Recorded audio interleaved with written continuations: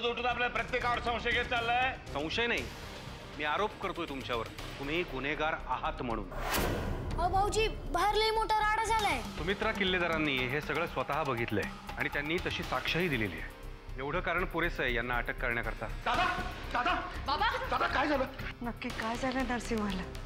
सांगा आम्हाला, आमच्यापासून काही लपवून ठेवू नका। आपण दोघीही नाही राहू शकत त्यांच्याशिवाय। ती खरंच वेडी नाही, तिला वाचवा। I am sorry. मिस्टर किल्लेदार, तुम्ही सॉरी का म्हणताय? मला कळतंय मिसेस किल्लेदारांची तुम्हाला आता किती गरज आहे।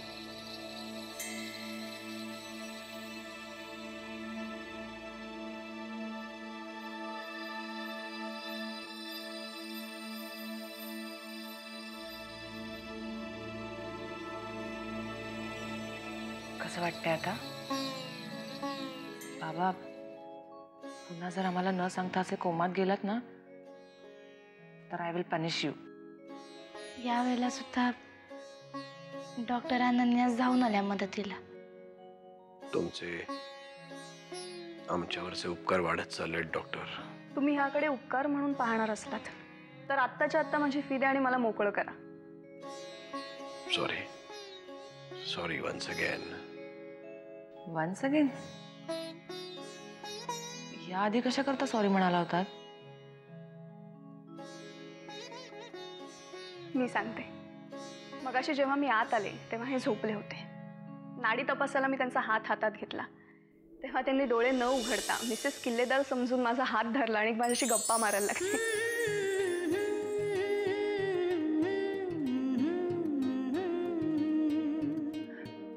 बाबा, मजा आहे।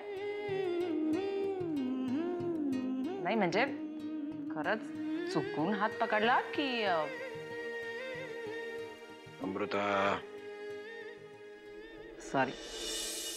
बरं, माझं काम संपलंय आता इथलं। अहो, असं अवतारी कार्य संपल्यासारखं काय सांगताय? बाबा पूर्णपणे बरे होईपर्यंत तुम्ही इथून कुठेही जायचं नाही। जानकी, तू का अशी काळजीत दिसतेस? दिसेल नाही तर काय? तुम्ही दिवसा ढवळ्या असे तरुण मुलींचे हात पकडायला लागलात तर काळजी वाटणारच। अमृता,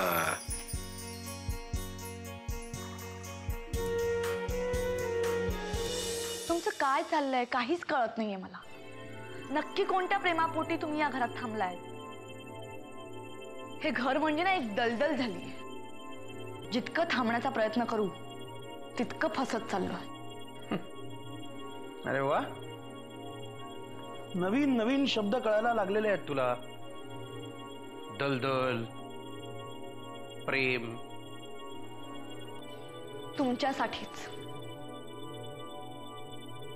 तुमच्यासाठीच हे सगळं चाललंय। मला काही हौस नाहीये। त्या परशु भाऊजींनी मोठ्या भाऊजींचा जीव घेण्याचा प्रयत्न केला होता। मग विचार करा आपले काय हाल करतील।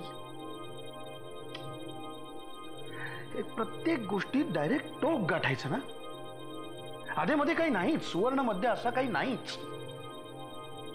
अरे वा, वाईटपणाचाही काही सुवर्ण मध्ये असतो का? हे तुलाच जास्त माहिती, कारण या विषयात तू जवळजवळ PhD केली आहेस। आता तरी माझी चेष्टा थांबवा आणि जरा सावध व्हा आणि प्लीज जरा ओळखा, हा सुमित्रा आणि परशुचाच डाव आहे। तुला मी एक छोटीशी गोष्ट सांगतो अहिल्या, बघ, मुंबईवर जेव्हा 26/11चे हल्ले झाले ना, तेव्हा आपल्या इथल्याच एका गझल गायकांनी अशी मागणी केली होती की पाकिस्तान मधून येणाऱ्या सगळ्या गायकांवर बंदी घाला। कळतंय का काही? परिस्थिती काय आहे, आपण मागण्या कसल्या करतोय, लोक कसला विचार करतायत, कशाचा काही संबंध? मग तुम्हीच काढा एखादा तोडगा, जमत असेल तर। अहिल्या, सध्या तरी दादाची तब्येत एवढी एकच गोष्ट माझ्यासाठी महत्वाची आहे। माझ्यासाठीही। पण समजा जर का भाऊजींना काही झालं तर परशु भाऊजी आपले जगणं मुश्किल करतील। वेळ प्रसंगी आपला जीवही घेतील. वामन दादा काय?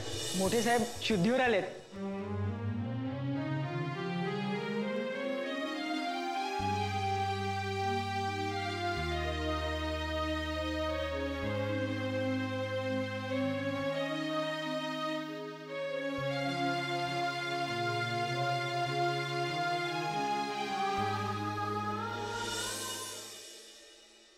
वहिनी साहेब, मला तुमच्याशी महत्त्वाचं बोलायचं आहे. म्हणजे खरं तर ही वेळ नाहीये या विषयावर बोलण्याची, पण का?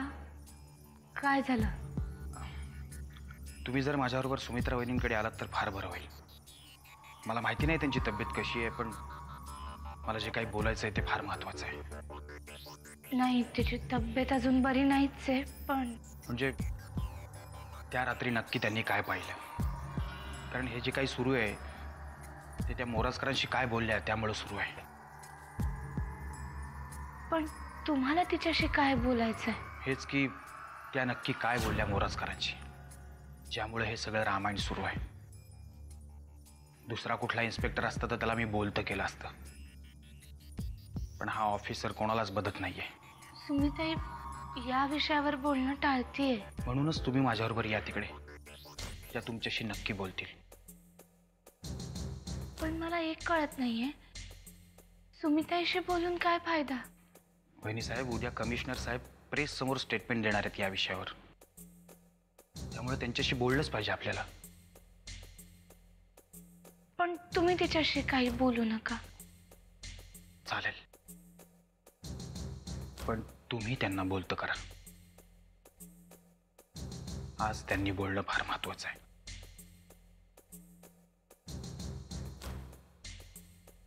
मी प्रयत्न करते. चला.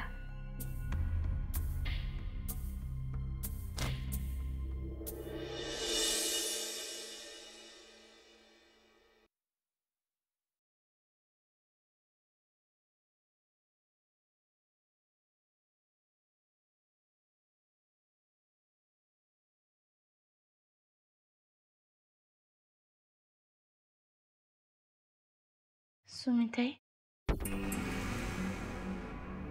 कशी आहेस आता? मला काय झालंय?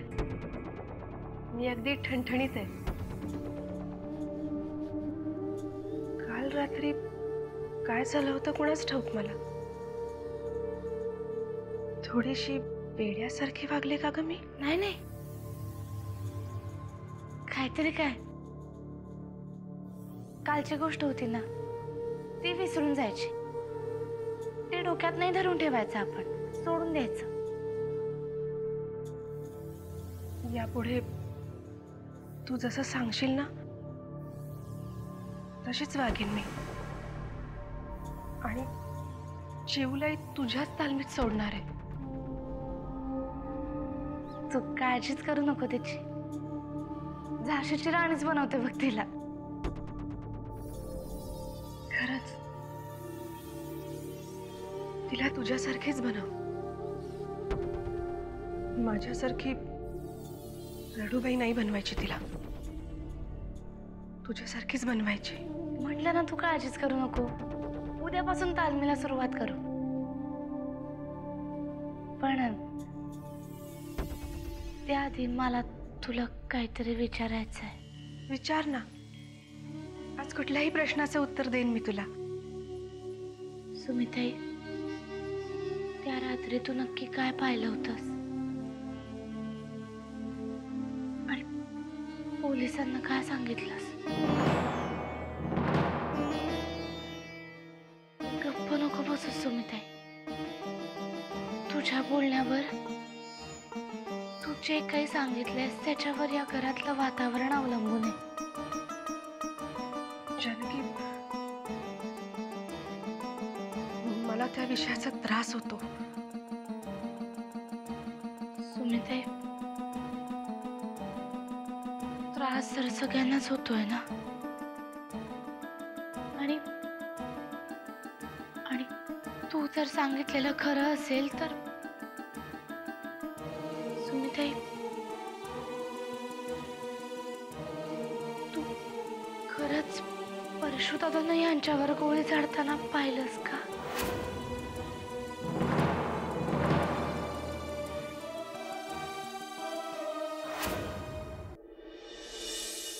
नाही. मग सुमित्रा वहिनी त्या रात्री तुम्ही काय पाहिलं?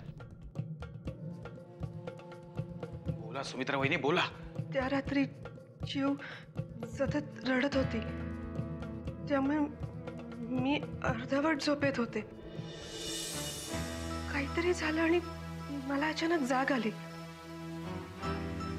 तर हे समोरून पिस्तूल घेऊन जाताना मला दिसले. अहो सुमित्रा वहिनी, हे सगळ्यांना माहिती. तुम्ही मला फक्त एवढंच सांगा की परशू शेठला तुम्ही स्वतः साहेबांवर गोळी झाडताना बघितलंय का? मोठ्या साहेबांनी बोलवलंय. तू हो पुढे, मी आलो. ताबडतोब बोलवलंय साहेब. ठीक आहे. जानकी वहिनी, तुम्ही बोला त्यांच्याशी, मी आलोच.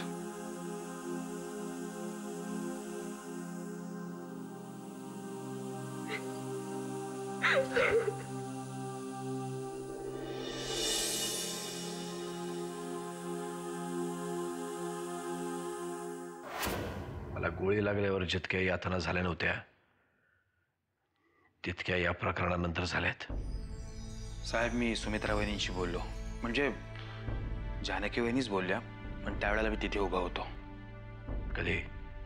आत्ता तुमचा निरोप आला त्यावेळेला मी तिथेच होतो. काय म्हणाली ती? त्या म्हणाल्या की परशू शेठला त्यांनी पिस्तूल घेऊन बाहेर जाताना बघितलं, पण गोळी मारताना पाहिलं नाही असंच ना? हो, म्हणजे कोण विश्वास ठेवणार या साक्षीवर?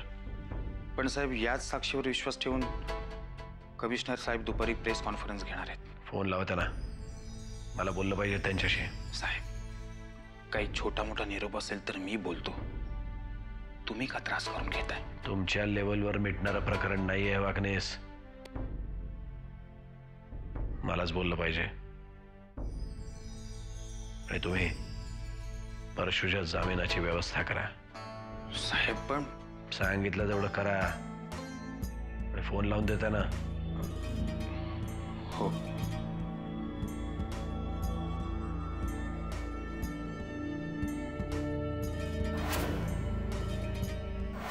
म्हातारपण सुखात जावं म्हणून माणसं आयुष्यभर धडपडतात. ते सगळं उलटच आहे. आयुष्यात एक पांढरं कपाळ झालं एवढं सोडलं तर सगळं आयुष्य सुखात गेलेलं आहे. आत्याजी, अगं काय बोलतेस तू? तेच तर काही कळत नाहीये मला. सुमित्राचं माहित नाही, पण माझं मात्र खरंच डोकं फिरायची वेळ आली. बघ, लागलीस ना पुन्हा स्वतःशीच बडबडायला. अगं मग काय करू? ती सुमित्रा म्हणतेय तिने परशूला खोलीच्या बाहेर जाताना पाहिलं, हातात पिस्तूल घेऊन, पण गोळी झाडताना पाहिलेलं नाही. पण मला एक कळत नाहीये, परशू काका एवढ्या रात्री पिस्तूल घेऊन कुठे चालला होता? पाहिलंस? फक्त प्रश्न उद्भवतायत, उत्तर कशाचंच मिळत नाहीये.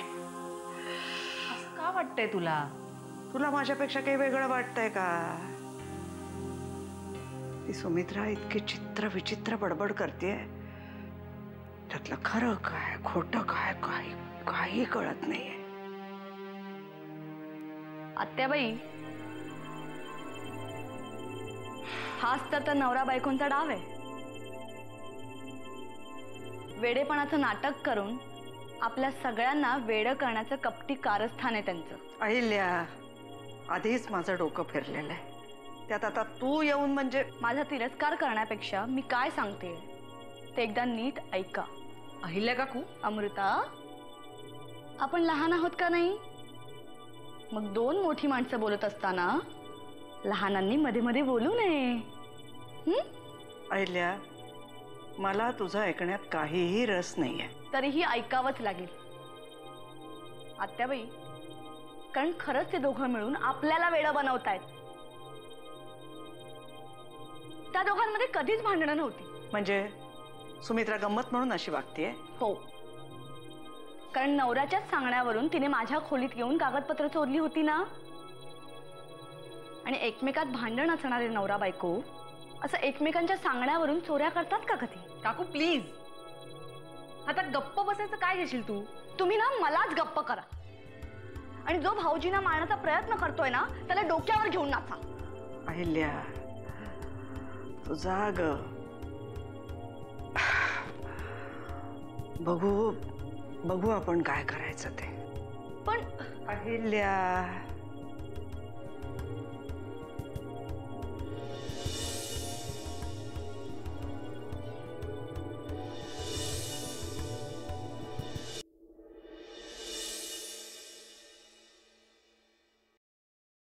कशी आहे तब्येत आता मिस्टर किल्लेदार?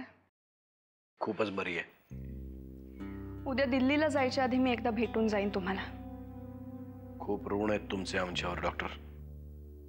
जानकी सांगत होती तुम्हाला क्लिनिकसाठी मुंबईत जागा हवी आहे. हो, प्रयत्न चालू आहेत. काही मदत लागली तर सांगा. हे सांगून तुम्ही प्लीज लाजवू नका. काही मदत लागली तर नक्की तुम्हालाच सांगेन. आणि मला सांगायला ऑकवर्ड वाटत असेल तर किल्लेदार घराण्याच्या मालकीणबाईंना सांगा. मी एका पायावर तयार आहे. Excuse me. Hello, doctor Ananya Wadekar.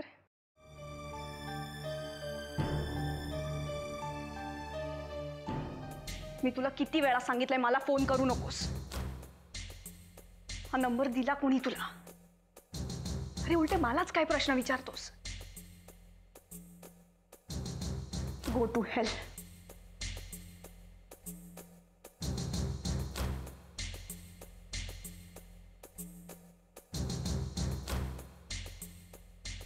I am sorry. मी येते.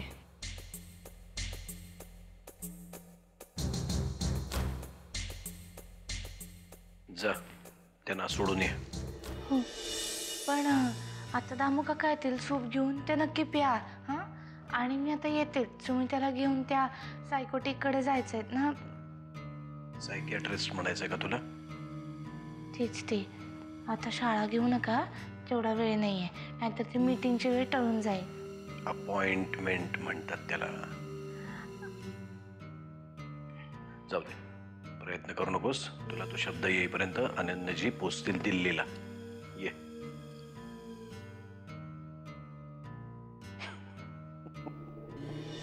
बाबा, मी उगीच चिडलेली नाहीये.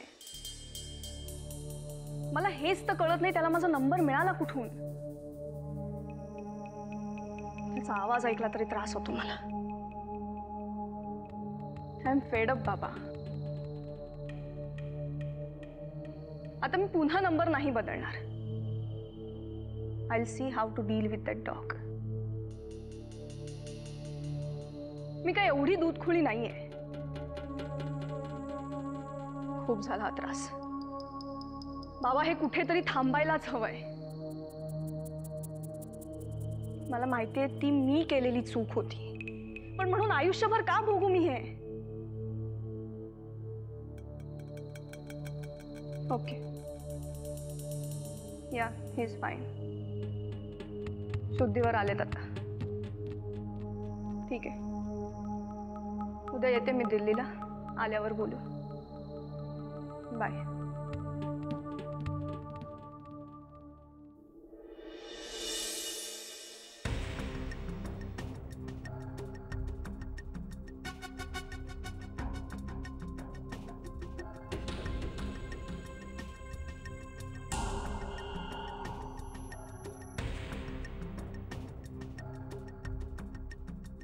मी पहिल्यांदाच तुम्हाला एवढं रागवलेलं पाहिलं. काही अडचण आहे का? मिसेस किल्लेदार, ह्या विषयावर मी नाही बोलणार. तुम्हाला बोलायचं नसेल तर राहिलं. मी वेगळ्याच कामासाठी आले होते. काय? हे काय?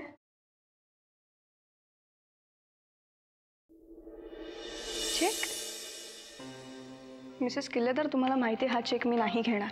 आणि तुम्हाला माहिती आहे दिल्याशिवाय मी नाही राहणार. हो, पण हा ब्लँक चेक आहे. मला माहिती आहे.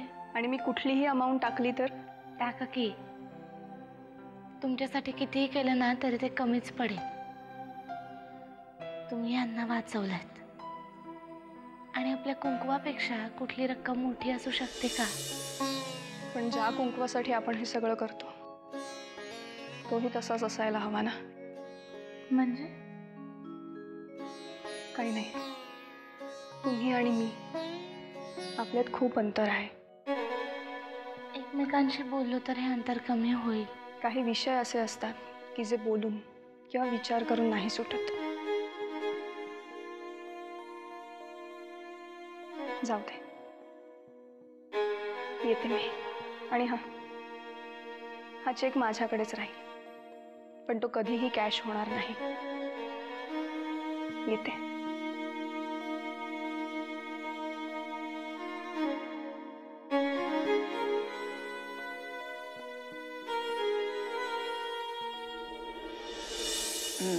शाबास. अरे एवढंस तर हे संपवून टाक ना आता. नको आता बाई, बस झालं. अरे असं कसं, ताकद नको का यायला बाळा? चेहरा बघ एकदा किती उतरलाय तो. हल्ली लक्ष कुठे असतं तुझं माझ्याकडे? छान. आणि घरातले सगळे म्हणतायत की माझं लक्ष फक्त तुझ्याकडे असतं. खोटं आहे हे. पूर्वी मला साधा ताप जरी आला तरी रात्र रात्र उशाशी बसून असायचीस. तेव्हा माझा संपूर्ण अधिकार होता तुझ्यावर. आता तो हक्क दुसऱ्या कुणाला तरी मिळालाय ना. औषधी गुण आहेत बघ तिच्या हातात. अरे डॉक्टरना जमलं नाही ते तिने करून दाखवलं बघ. हाते भाई, किती भाबडा विचार आहे हा तुझा. तिच्यातला भाबडेपणा जाणवला नाही तुला कधी? जाणवला आणि भावला सुद्धा.